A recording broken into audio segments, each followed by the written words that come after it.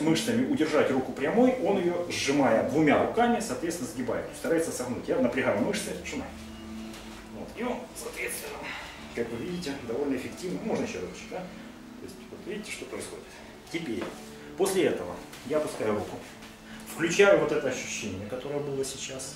Макушечка, напоминаю, чтобы все было включено, не только одна рука, а все тело.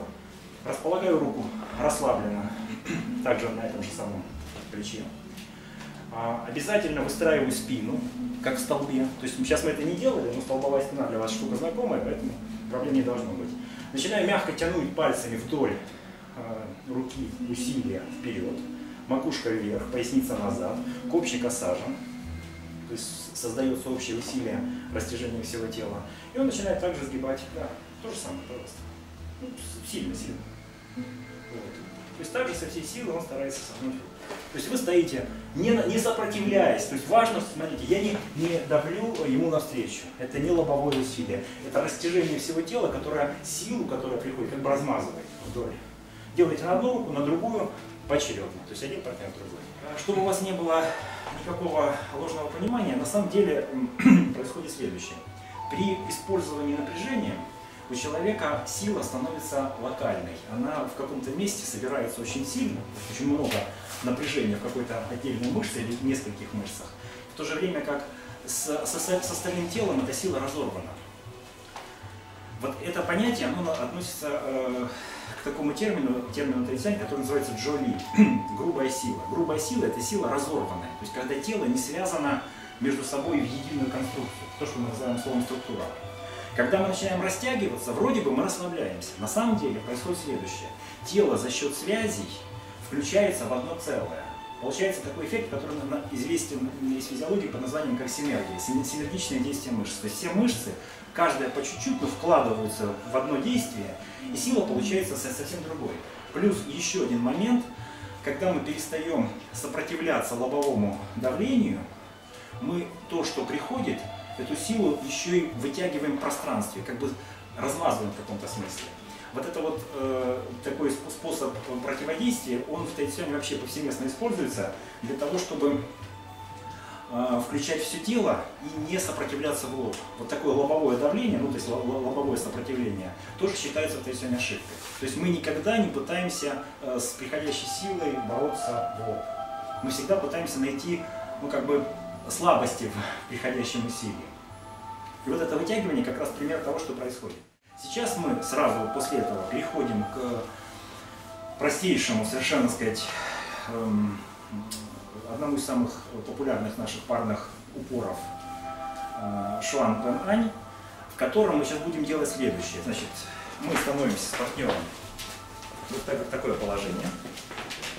И ощущая давление от партнера, то есть мы друг на друга давим симметрично, вперед, и при этом локти давят немножечко вниз, ладони чуть-чуть вверх. Общее усилие получается вперед. В этом действии мы точно так же силу, которая к нам приходит сейчас, не пытаемся грубо передавить, а стараемся сначала раскрыть свое тело. Вот самое первое, что должно быть, это впустить силу партнера, равномерно заполнить ваше тело. Равномерно значит, что наше тело раскрывается во всех суставах, растягиваются все связки. Нет скованности. То есть начинаем плавно, очень плавно такую нагрузку увеличивать друг на друга. Это делают оба партнера одновременно. И во всем теле появляется ощущение однородности. То есть нет зажатых каких-то участков. Обычно как человек, если нажимает ладонями, да, у него внимание на ладони, внимание на руки, руки напрягаются, эффект сразу возникает тот самый грубой силы. Мы наоборот начинаем раскрываться плавненько и начинаем постепенно друг на друга давить. При этом, напоминаю, корректировку на заваливание, резкий сброс усилия на себя, не должен партнер улететь из позиции. То есть если вы друг на друга будете, ну, покажи ошибку заваливания, ну, заваливайся. То есть вот это вот означает, что человек использует уже просто вес тела для того, чтобы привлечь на своего партнера. Мы должны сохранять вертикаль. И то, что мы сейчас начинаем делать, раскрываем однородно все мышцы, все связки и плавненько начинаем друг на друга давить. Тот, у кого связи лучше, он естественным образом будет партнера отталкивать. Отталкивать надо очень плавно, то есть не пытайтесь резкими движениями друг друга отбрасывать. Как только, допустим, у одного из партнеров это получилось более-менее внятно, он начинает еще больше расслабляться. То есть в данном случае, если, допустим, я сдвинул Диму, я начинаю расслаблять еще больше большие мышцы. То есть особенно массивные мышцы я стараюсь вообще расслабить. И работать уже более глубокими мышцами, более слабыми, но они лучше связываются на самом деле. И теперь сейчас вообще расслабился, как видите. Что еще тяжелее? Да, ну, при правильной работе просто у меня наработанная эта штука. Чем дальше вы будете уходить, чем больше глубже вы будете включать структуры, тем больше будет ощущение расслабления, но при этом сила будет, соответственно, возрастать. Становимся в этот упор, сейчас вот с этим поработаем, потом еще немножко дальше пойдем. Основание в ладони на область цхая, то есть на область живота. И начинает меня толкать. Если я просто буду напрягаться, толкать, я, соответственно, плечо. Чтобы получился правильный упор, нужно работать с дыханием. Теперь придется в момент его давления вдыхать, а чтобы оттолкнуть, выдыхать. То есть просто работать с дыханием, обратное дыхание по-любому. То есть на вдох медленно, только если сейчас не делаете рывковое движение, то есть он медленно наращивает давление, я стараюсь его впитывать, посылаю его вниз, макушку вверх, и сам при этом вдыхаю. Теперь отдаю. Выдыхаю. Опять. То есть можно потихонечку так раскачивая партнера, чувствовать, как дыхание абсорбирует силу в себя, она наполняет поясницу. Отдаю. Руки можно менять. Поделал один партнер, ну пару минут, скажем, поменялись ролями. Положение на животе. Основание ладони на цхай. Ладонь горизонтальная. Ну, то есть пальцы смотрят в Во время выдоха стремимся. Да, то есть через его же руку, у нас какая разница, чем то. Что происходит? Ладошки работают по области спереди цхай, ну, то есть три пальца не выпускают, там примерно в эту область попадает ладонь. Сзади это, соответственно, минмени, то есть по области поясницы. По центру, по центральной оси. То есть не заворачивайте. Часто встречается ошибка, вот чрезмерный залет вот туда. Нам нужно по центру. Держим вертикаль, вес тела переносится с ноги на ногу. Кто это сразу не понял, посмотрите, сейчас я делаю с этим переносом. Сделаю так же.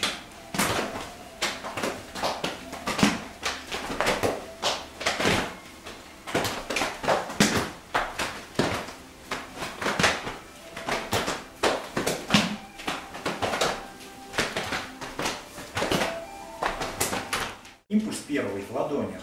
Закручиваем корпус. Дальше большая масса корпуса начинает по инерции вращаться. После чего локти в некотором смысле замедляют движение. То есть в том смысле, что мы не до конца заносим руки, а локти идут в противофазу. То есть руки вылетают для того, чтобы получился эффект хлыста. Вспомните, как хлыст работает. Да? То есть мы делаем движение сначала в одну сторону, а потом в противофазу. За счет этого происходит щелчок. Здесь то же самое. То есть идет ладонь на скручивание, и мы не просто позволяем ей шлепнуть, а локоть идет в обратную сторону. Вот он, такое своеобразное отдергивание здесь. И в конечной фазе у нас прилетает ладонь по центральной линии в область нижнего дантянь, сзади, соответственно, в область минмени. Формируется внутри тела, в нижней части тела, расширение. Основа П – это погруженная поясница и расширение области дантянь во все стороны. В этот момент руки, когда прилетают, упругая сила такого хлыста, она формирует сразу правильное ответное действие в животе. То есть живот не напряжен, но расширен, растянут, ну как мячик, просто как шар, который раздувается внутри. И в этот момент мы как раз координируем всю силу из центра живота с движением всего тела. То есть тело расширяется изнутри, от живота, от дантянь наружу. То есть мы формируем при этом, тренируем ведение от рук, формируем правильную спину с погруженной поясницей. Ну и кроме всего прочего, эта форма, она относится как к даньши, то есть тренировке одиночных форм движений. И также она относится к цигун. В мягком исполнении формируется встряхивающее действие, погруженная волна, выходящая из рук, уходящая внутрь. И она за счет такого вибрационного эффекта оказывает очень благотворное действие, такой лечебный цигун получается из этого упражнения. То есть, если очень мягко делать, это такое очень функциональное укрепляющее упражнение, относящееся к цигун. Если делать чуть более с натяжением, с более выраженным, это формирование уже усилий спины, в первую очередь, спины, живота. То есть это уже дальше тренировка уже фон движения. Значит, поэтому для начального уровня, когда вы только начинаете тренировать это упражнение, можно делать относительно расслабленный, просто с вниманием на то, что попал куда надо, и уже хорошо, то есть уже эффект пошел. А со временем вы начинаете уже отслеживать макушечку, поясница, погруженные плечи, не зажатые подмышки, чтобы вот этого уж не было. Да? То есть растянутое тело, равномерно расширенное во все стороны. Чаньцы в ногах, шумы, то есть открывающие движение в сторону. Видно, да? Как движется ноги. С поколением видно всегда, куда вращаются ноги. И момент сброса усилия, это ощущение такого импульса, погружающегося внутрь тела. Как волна ушла туда, да? Как волна пошла в глубину. Тело при этом расслабляется, поясница. И своеобразный такой массажный эффект, можно сказать. То есть не напрягается спина, за счет этого же потряхивающего действия. Не напрягается живот. То есть мы таким образом себя расслабляем. Данная форма вообще может использоваться в качестве своеобразной разминки.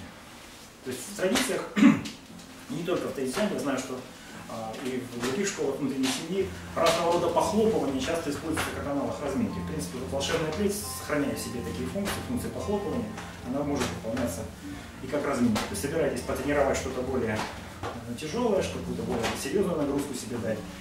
Сделайте вначале просто волшебную плеть, она даст заряд бодрости. Можно вообще начинать. Сделал 9 нитей, после этого сделал волшебную плеть и пошел тренироваться. Значит, сейчас мы делаем вот что. Сначала шаг Цуньбу повторяем, или кто не знает, соответственно, изучаем, который выполняется следующим образом. Сначала одиночным вариант спиной становлюсь ко всем. Давайте сейчас сделаем, я посмотрю, кто корректно это делает, кто не очень. Значит, стопы практически параллельны.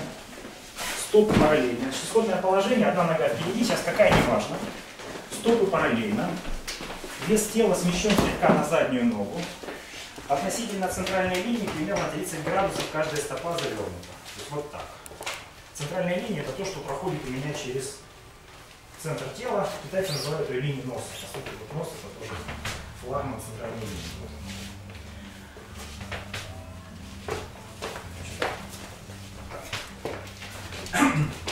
Одна нога выталкивается за счет действия всего тела. То есть выталкивание идет не нога шагает, а выталкивает вот эта область. То есть, по сути, таз и область крестца выталкивают вперед, немножко вверх. Руки мы сейчас убираем за спину. То есть вот толкающее действие идет от задней ноги. Выталкиваем ногу вперед. Теперь внутрь на нее погружаясь, как бы пружинно приседая, отталкиваемся назад. Вперед, назад. Шаг короткий, длина стопы не больше, можно даже меньше. Название Цуньбу переводится, один из вариантов перевода, дюймовый шаг, то есть короткий очень шаг.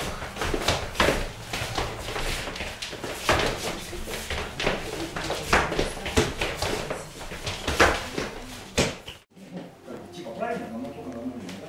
Вот в этом направлении почему-то все. Легкое движение, человек начинает вот здесь будет сразу. Кроме всего прочего, в этом положении заметно сжимается, если стоять вот так, заметно сжаты бедра. То есть вот здесь связочный аппарат очень сильно сковывается. В таком положении, чуть более широком, здесь есть место для движения, более упругое такое появляется ощущение, связь более упругая в этом месте. И плюс некоторая устойчивость все-таки на боковое давление, что не должно быть только вперед. Какой смысл стоять? Ну, я видел, например, в некоторых стилях вперед, а мы вот так стоят вообще. Вот так, да? Вот, да. Вот, на одной линии. Да. То есть, вот здесь понятно, что очень жестко, да? Но вот здесь уже все. Вообще. То есть понятно, что в этом направлении уже ничего не будет. Тайцзянь один из краеугольных образов, который используется для тренировки, это образ шара. То есть мы формируем сферу, и в сфере, конечно, не должно быть слишком сильных перекосов куда-то в эту сторону. Да? Сфера раздувается равномерно. Поэтому эта позиция, при всей своей стремительности, направленной вперед, она имеет достаточную устойчивость в направленную сторону. Поэтому позиция чуть-чуть более расширенная, а не только вот так. Вот такое положение. Так, сейчас мы становимся в парах и делаем следующее. Буду сейчас следующую позицию. Положение рук, как в парном упоре. Один партнер начинает ходить. Я делаю, соответственно, шаг от его силы. Теперь я его делаю. Парная ходьба через упор, шванг. руки могут быть чуть-чуть сдвинуты одна вперед, другая назад, но просто за счет поворота корпуса. То есть не строго фронтально вот так, да, а чуть-чуть провернуто. Ну, смотришь, симметричное, поэтому проблем здесь не вызывает. Расстояние между ладонями, ширина плеч. Давление мы начинаем сначала в руках. И сразу показываю логику всего шага. Если мы пойдем просто руками, хорошо опирайся, пойдем просто руками, у меня получится недостаток силы за счет того, что не используются ноги. То есть ног нет, я борюсь с ними только руками. Если я пойду только ногами, я уйду из-под своей опоры. Видите, что происходит? Я ушел и вешу как бы уже проваленный. Поэтому, чтобы правильный шаг был, я должен сначала инициировать импульс руками, он сильный. А теперь вот я немножечко сдвинул его. Это своеобразное такое ощущение, знаете, когда тяжелый ящик вы пытаетесь сдвинуть, самое сложное его с места сначала столкнуть, да? Преодолеть инерцию покоя. Вот я его чуть-чуть на миллиметр хотя бы вот здесь сдвинул руками, а теперь начинаю шагать. Использую силу ноги, которая усиливает движение рук. То есть важно, что это не совсем одновременно, все-таки ведение рук здесь присутствует, но в то же время нет разрывов. Тело движется как одно целое. Пошли руки и пошла нога. Он делает то же самое. Работает поясница.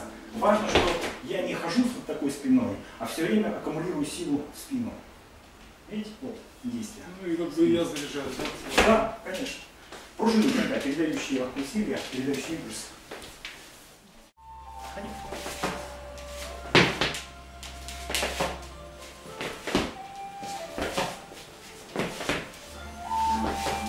Понятно, да? То есть тот, кто шагает назад, тот запускает усилие. То есть я начинаю еще раз, не ногами. Если я пойду ногами, крепко держи.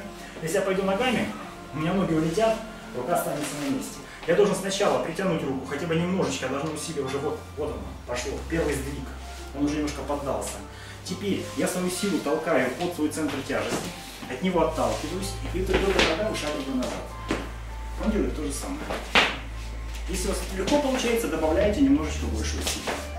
Если добавили усилий, шаг совсем сломался, например, вот так, значит усилие уменьшаем.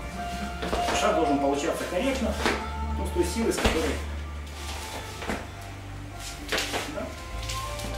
на одну руку, на другую. И, соответственно, меняем сторону. Переходим к упражнению, которое называется Бхагаван Чуан или вращение рук в Бхагаване. Положение рук в Бхагаване выглядит очень просто. Те, кто не знает, соответственно, посмотрите. И теперь мы, значит, сделаем простое действие. Внешне оно, в общем-то, выглядит вот так полностью, если посмотреть на него. Состоит из простого вращения. Руки вращаются, как будто колесо катится вперед. Мы называем это техническим круговым накатом. При этом появляется небольшое ощущение такого же хлыста, который был, когда мы делали волшебный клей. То есть не просто вот так руки крутятся, а рука выносится вперед, плечо подается чуть-чуть вперед. В конце еще рука до конца не разогнулась, локоть инициирует движение назад, осаживается назад. Видите, вот такой эффект. В этот момент происходит небольшое встряхивание в области ладони.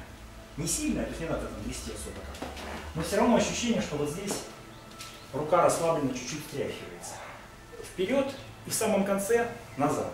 Небольшой такой сброс импульса.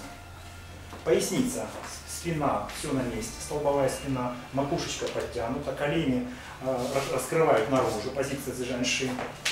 Чуть-чуть проворачивается корпус, то есть мы не абсолютно фронтально стоим, мы чуть-чуть проворачиваемся. Вот. Рука выбрасывается вперед, так, чтобы локоть до конца не выпрямлялся. Вторая рука примерно ладонь на расстоянии, как раз где находится локоть руки, уходящей вперед. То есть вот так.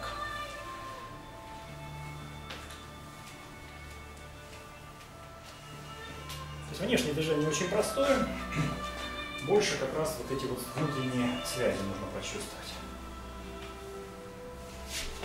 Обе руки по центральной линии, лаогуны по центральной линии.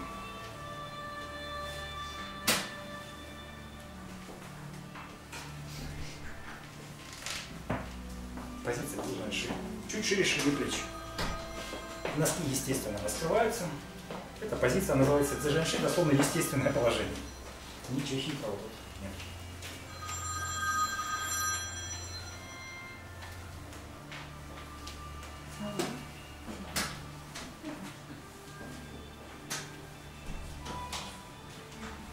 Высота чуть-чуть ниже высоты плеч, или даже на высоте плеч. Руки выходят тоже не совсем по одинаковым траекториям. Когда мы руку подбираем к себе, она идет больше по дуге. Рука, которая выходит вперед, она чуть-чуть ближе к прямой линии уже. То есть не совсем прямая, но все равно ближе к прямой. А вот рука, которая притягивается, больше дуга выражена.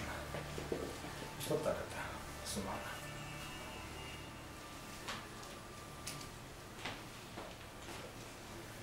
Заметьте, что навык действия локтей волшебной плети, вот этот же навык, он вот здесь же точно так же присутствует на отдергивании.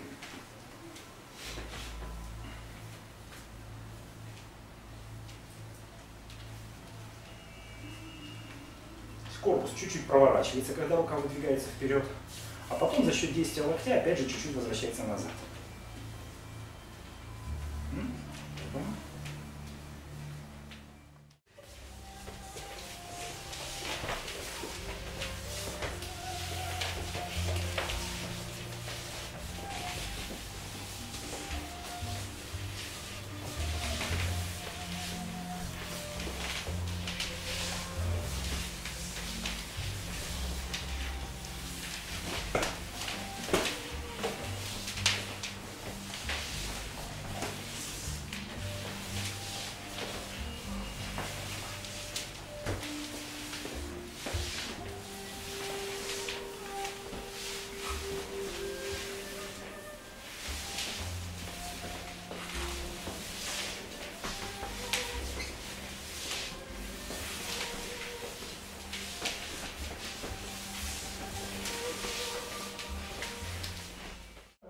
Сильно давить не надо.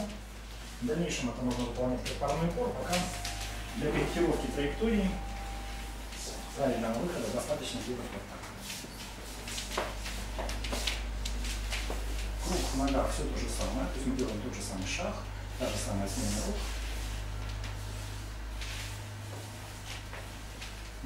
Становимся по парам. В этом положении секунд 5 плавно выполнили парный упор. Здесь верхняя рука выполняет усилие ПМ, идет вперед и чуть-чуть вверх. Нижняя рука выполняет усилие АН. Она придавливает центральной линию локоть вниз. То есть давление идет вот так. Это чуть-чуть вверх. Суммарно получается, что эффект идет как бы больше направленный вперед. Я иду, отбрасывая его вверх и одновременно придавливая вниз, получается вместе вперед. Секунд 5 понажимали. Теперь, не разрывая рук, опускаем переднюю руку вниз. Вторая рука притягивается к себе. Здесь начинается контакт сначала, первый контакт, теперь вторая рука идет на локоть. Смена та же самая. Стали, секунд на 5 плавненько выполнили упор. Опять плавно. Вместе, здесь двигаемся вместе. То есть упор есть, но при этом, в смысле контакт есть, но при этом упора нет. Стали. Опять. То есть идет все время вращение с небольшой остановкой, с небольшой фиксацией. Зафиксировали, плавненько надавили. Да. Старайтесь давить строго вперед, чтобы не было часто встречающееся либо выдавливание слишком вверх, ну, либо с заваливанием вниз. То есть мы становимся в этом положении, да, и давим четко вперед. Вот опять идет смена. Смотрите, что сначала я соединяю эту руку, только потом разрываю нижнюю. То есть момент на смену, еще раз. Сначала идет соединение, потом разрыв. Понятно? То есть контакт, проще говоря, контакт полностью не теряется ни на мгновение. Все время вот здесь вот плавный упор и следующее движение. Его толкать, у него позиция сейчас очень собранная. Да, он меня будет отбрасывать. Вместо того, чтобы сейчас бороться с его руками, думайте о его руках как о рычагах, которыми вы управляете его центром тяжести. То есть вообще не думайте о том, что вы боретесь с руками. Вы, в принципе, вообще не боретесь. Вы раскачиваете его центр тяжести, раскачиваете, захватываете его через связь ваших рук с руками партнера. Смотрите, я начинаю нажимать внутрь, чуть-чуть, он двигается наружу. Я в этом месте больше не борюсь. Я после этого начинаю опускать локти. Он начинает на мое давление вниз чуть-чуть выпрямляться, я опять с этим не борюсь, я его захватываю своим центром тяжести. То есть получается вот так, смотрите, неправильно, сильно держи, хорошо держи, неправильно, вот, борьба, правильно. То есть я управляю его центром тяжести, я его центр тяжести захватываю и мягенько отталкиваю. Не за счет того, что я с ним борюсь, а за счет того, что я его силу захватываю своей. То есть в каком-то смысле, сейчас я совсем уже пытаюсь утрированно показать, да, в каком-то смысле я с его силой вот так вот соединяюсь. Причем соединяюсь именно в объеме. Тут нет четкого такого направления какого-то, только в одном направлении. Я немножечко здесь в объеме, да, то есть за счет локтей, локти спирально же двигаются. Вот здесь объем, вот тут объем, за счет движения области спины. Грудь опустошается, спина наполняется. Все вместе получается. Смотрите, я не использую силу. Сейчас я попытаюсь толкнуть его мышцами, ну, то есть более сильно. Вот хорошо держи, а? Я его толкаю мышцами. Почему-то меня больше отбрасывает. А теперь я расслабляюсь и толкаю его вот ощущением связи. Просто связи. Эффект совсем другой получается. То есть как будто вы с ним не боретесь, а его в буквальном смысле захватывает его центр тяжести. Вот ань в этом. Ань в том, что ваш вес тела естественно течет вниз, под весом тела, под силой гравитации. Вот, пошел вниз. Вы, соответственно, устойчивее становитесь. За счет того, что ниже. Знаешь, вот тут, вот эти. То есть, если я начинаю с ним бороться, да, то он сейчас более устойчив. Если я начинаю локти, здесь хитрость вот здесь. Я вместо того, чтобы ладонями отталкивать его, за ладони забываю. Они как бы приклеились и все. Как эта штучка, на которой телефон машины. То же самое. Да, я шлеп, она приклеилась. А теперь пошли локти вниз, макушка вверх. Я сам немножечко вниз. Вообще без всякого, то есть усилия не надо этого. Тело само по себе весом тела уже усиливается. Вот сейчас сначала покажу, я всегда показываю обратно, да? Понятно. Вот я толкаю сейчас обычным способом. Ну хорошо. Я сжимаю, вообще классно, да? Вот я отталкиваю, тоже ерунда получается. Вот, я здесь расслабил, приклеился, потек вниз. И все. Разница в том, что я не использую сознательное движение мышц. Я просто это типа рисаю. А руки сами отталкивают. То есть движение вот по этой дуге. Чуть-чуть вниз. Вот момент объединения захвата себя. Я тебе вот здесь, это уже более тонкий вариант работы, пока его не обязательно использовать, но желательно со временем научиться еще хватать вот силу. Видишь, я сейчас твою силу буквально быстро его захватил. Это через вот, ощущение центров масс, центров тяжести. Но даже если просто подвиснуть расслабленно, локти пошли к низу, макушка, главное, чтобы не наклоняться. Вот смотрите, тоже такая штука. Все правильно, кроме макушки. Макушка подвешена, эффект есть. Тело растягивает, естественно. Макушка наклоняется. Вот так. Да. Не, там то не дело, что там.